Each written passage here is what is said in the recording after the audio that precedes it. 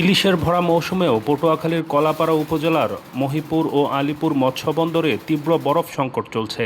মাছ ধরতে সাগরে যেতে পারছে না শত শত ট্রলার। বিদ্যুতের ঘন ঘন লোডশেডিংয়ের কারণে বরফ উৎপাদন কমে যাওয়ায় চাহিদার তুলনায় সরবরাহে নেমে এসেছে অনেক নিচে। এর মধ্যে গত এক সপ্তাহ ধরে অনেক ট্রলার বরফের অভাবে সাগরে যেতে না পেরে ঘাটে নোঙর করে আছে। বিদ্যুৎ না থাকার জন্য আমরা বরফ পাই না, ঠিক মতন মাছও ধরতে পারি না সমুদ্রে। বারবার কারেন্ট পাচ্ছি না, বারবার কারেন্ট চলে যাইতেছে। আমরা সরকারের কাছে আকুল আবেদন জানাচ্ছি যাতে দক্ষিণ বাংলায় আমার কারেন্টটা যেন ঠিক মতো দেয়। আমরা সাধারণ জেলেরা দেখেন হাজার হাজার ভোট ঘাটে বসে রয়েছে, বরফের বাগরে আমরা সাগর যাইতে পারতেছি না। সাগর দিয়ে যাই আমরা মাছ ধরবো, বরফের কারণে আমরা যাইতে পারতেছি না। মৎস্য সংশ্লিষ্ট ব্যক্তিরা বলছেন ১৫০ টাকার একটি বরফের ক্যান এখন বিক্রি হচ্ছে ৩০০ টাকায়, তাও অর্ধেক জমাট বরফ। বাড়তি দাম দিয়েও প্রয়োজনীয় বরফ মিলছে না, ফলে একদিকে জেলেরা মাছ ধরতে পারছে না, অন্যদিকে লোকসান গুনছে ট্রলার মালিক ও বরফ কলের শ্রমিকরা। তারা মৎস্য বন্দরগুলোতে নিরবিচ্ছিন্ন বিদ্যুৎ সরবরাহের দাবি জানিয়েছেন।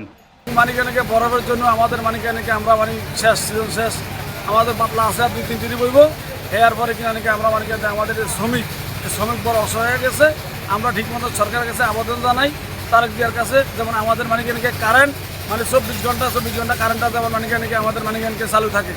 মহিপুর ও আলীপুর মৎস্যবন্দর সংশ্লিষ্ট ব্যবসায়ীরা জানান, দুটি বন্দরে ছোট বড় মিলিয়ে অন্তত 36টি বরফ কল রয়েছে। বিদ্যুৎ সংকটের কারণে এসব বরফ কলে উৎপাদন ব্যাপক কমে গেছে। কোনো কোনো বরফ কল দিনে মাত্র 20 থেকে 25 ক্যান বরফ উৎপাদন করতে পারছে, আবার কোনোটি সর্বোচ্চ 200 ক্যান পর্যন্ত উৎপাদন করছে। সংশ্লিষ্ট ব্যক্তিরা বলছেন, স্বাভাবিক উৎপাদন ক্ষমতার তুলনায় এখন প্রায় 1/3 বরফ উৎপাদন হচ্ছে। মহিপুর আগে যেরকম বিদ্যুৎ দিতে, এখন বিদ্যুৎ এরকম দেয় না। বিদ্যুতের কারণে বরফ হইতে আসে না, আমরা বরফের কারণে সাগরও যাইতে পারি না।